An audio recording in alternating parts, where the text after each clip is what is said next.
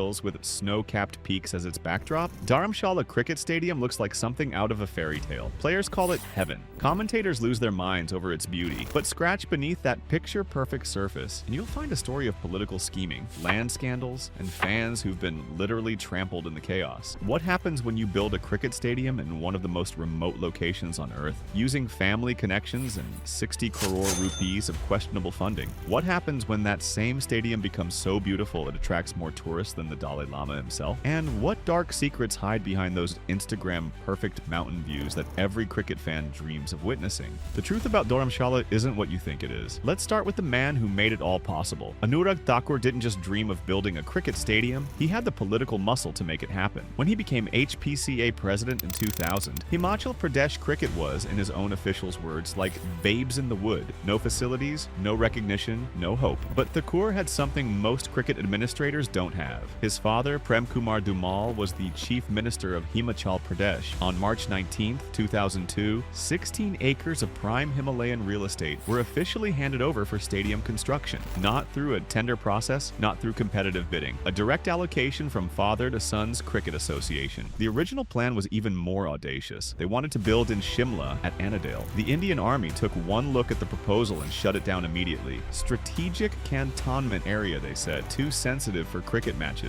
So Dharamshala became the backup option, but what a backup it turned out to be. 60 crore rupees later, the stadium opened in 2003, but the money trail tells a different story than the official narrative. Allegations flew immediately. The HPCA had allegedly converted itself from a registered society into a company without proper authorization. Government residential quarters were demolished to expand the cricket body's land holdings. A luxury resort called the Pavilion was built on Cricket Association land. When the Congress Party came to power in 2013, they'd had enough. They moved to cancel the stadium's lease entirely and take over the property. The message was clear: this whole operation stank of corruption. But the HPCA fought back in the High Court and won. Later, when the BJP returned to power in 2018, all the politically motivated cases mysteriously disappeared. 5 separate cases against the HPCA gone. The Supreme Court eventually quashed the FERS against both the Coors. Legal victory? Sure, but the smell of political favoritism never quite went away. While the world remembers Dharamshala for its international matches, the real character was forged in those early, forgotten years. The first international team to play here wasn't in some grand inaugural match. It was Pakistan's cricket team in a warm-up game against India A in 2005. Even then, the ground was already working its magic on visitors. The most surreal moment came during the stadium's inauguration.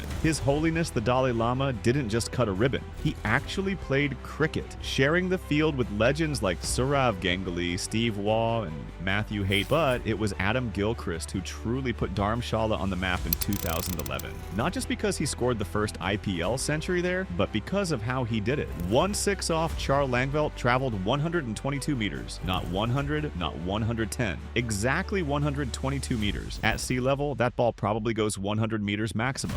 R. Ashwin turned those same mountain winds into sorcery, his 646 dismantling Australian batsmen who'd never faced spin in such conditions. Rohit Sharma's centuries here redefined power hitting, his sixes disappearing into misty forests as if the Himalayas themselves were swallowing cricket balls. Even visiting teams found magic here. Rahmanullah Gurbaz's 80 in Afghanistan's stunning 2023 World Cup upset over England, his shots rocketing through thin air while his celebration echoed off the Dauladhar range. And MS Dhoni's vintage 54 off 29 balls, sending Chennai Super Kings fans into delirium, his fist pump silhouetted against twilight peaks. Pure theater. In test matches at Dharamshala, spinners take 71.67% of all wickets. Fast bowlers, the pitch curator Sunil Chauhan is trying to help, manage less than 30%. He wants to create fast, bouncy pitches that favor pace bowlers. He believes the stadium's natural atmosphere and the wind patterns make it perfect for swing and seam bowling. In his mind, Dharamshala should be a paradise for fast bowlers, a place where batsmen face genuine fear and excitement. Both test matches played there have been won by the team batting second, suggesting the pitch actually gets easier for batting as the game progresses. The data reveals Dharamshala's split personality across formats. Tests belong to spinners. ODIs slightly favor chasing teams, with pacers taking about 66% of wickets. T20 internationals are evenly split between first innings and chasing victories. But IPL matches flip the script entirely. Teams batting first win 64% of the time, and pacers dominate with nearly 74% of all wickets. The stadium itself is undeniably gorgeous. Tibetan architecture architectural style, red-roofed pavilions, a grass-covered roof designed to blend with the surrounding hills, no fences blocking spectator views, intimate seating that puts fans incredibly close to the action. International players consistently call it the most beautiful ground they've ever seen. Johnny Bairstow compared it favorably to Cape Town, but beauty comes with a brutal price for actual fans trying to watch matches. The infrastructure outside the stadium is a complete disaster. Hotels are scarce and overpriced. Parking is virtually non-existent, forcing elderly and disabled visitors to walk enormous distances from wherever they can find a space. The narrow mountain roads weren't designed for thousands of cricket fans arriving simultaneously. Inside the stadium, the fan experience gets worse. Food is horrible and costs 5 times the normal price. Soft drinks are marked up to ridiculous levels. Water comes in bags, not bottles, and fans describe it as not appetizing. The bathroom situation is so bad that multiple visitors specifically mention the stench and awful conditions, particularly for women. The East Stand has only one narrow exit, creating dangerous bottlenecks during busy matches. Security restrictions are so extreme that fans can't bring car keys, phone chargers, water bottles, food, suntan lotion, or even pocket radios. You have to travel lighter to a cricket match than to board an international flight. All of Dharamshala's beauty and all of its problems came to a head during the 2023 Cricket World Cup. The outfield, that perfect green carpet you see on television, was actually in terrible condition. Patches of dead grass, fungal infestations from prolonged rainfall, and genuinely dangerous playing conditions that threatened player safety. Joss Butler and other England players publicly complained. Fans on social media were furious with comments like, "Shame on BCCI for not maintaining the pitch. How many players do they expect to get injured while fielding in this forsaken ground?" The crisis escalated when renovation work that was supposed to take 8 months stretched into chaos. A conference chaired by Prime Minister Modi temporarily halted construction. The monsoon season caused another 2-month delay. Imported grass seeds arrived late and struggled to grow in the harsh winter conditions. The ultimate humiliation came when the India-Australia test match, scheduled for Dharamshala, had to be shifted to indoor because the ground was declared unfit for international cricket. Local businesses lost enormous amounts of anticipated revenue. Hotel associations blamed mismanagement by cricket authorities. The stadium that was supposed to put Himachal Pradesh on the cricket map instead became a national embarrassment. But the most dramatic moment in Dharamshala's history happened during IPL 2025. The Punjab Kings were playing Delhi Capitals when suddenly,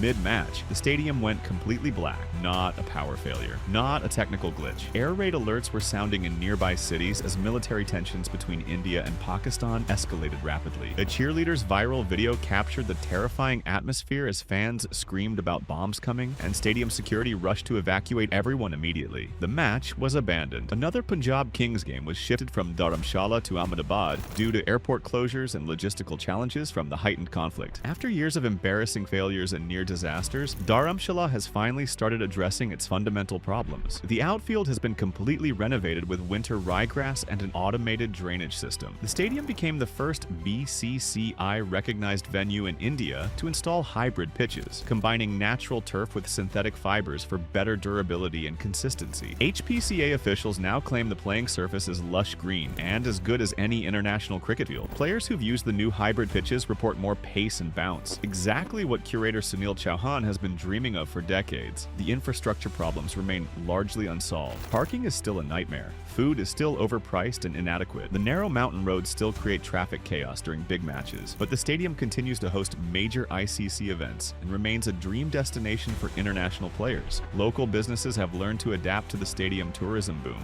Hotels report increased occupancy rates during cricket season. The tourism department anticipates definitive upticks in visitors from major matches. Cricket has become a ray of hope for an industry that struggled with floods and pandemic impacts. Some locals remain critical, calling the stadium underutilized and a white elephant that benefits few actual residents. Others express frustration with rapid, unplanned development that the area wasn't prepared to handle. But the global appeal of cricket in the Himalayas continues to attract major events and worldwide attention. Dharamshala Cricket Stadium represents everything beautiful and everything broken about modern cricket development. It's a venue that can literally take your breath away with its stunning mountain backdrop, while simultaneously frustrating you with logistical chaos and overpriced amenities. It's a ground that demands attention, not just for the cricket, but for the complex, compelling story behind every boundary and every breathtaking view. Whether you love it or hate it, you can't ignore it. What do you think about Dharamshala's journey from political pet project to global cricket destination? Have you experienced the beauty and chaos firsthand, or are you planning a pilgrimage to cricket's most controversial paradise? Share your thoughts in the comments below. If you enjoyed this deep dive into cricket's most beautiful nightmare, you want to check out out my video on the Gala Cricket Stadium. It's popping on your screen now. Click on it and I'll see you there.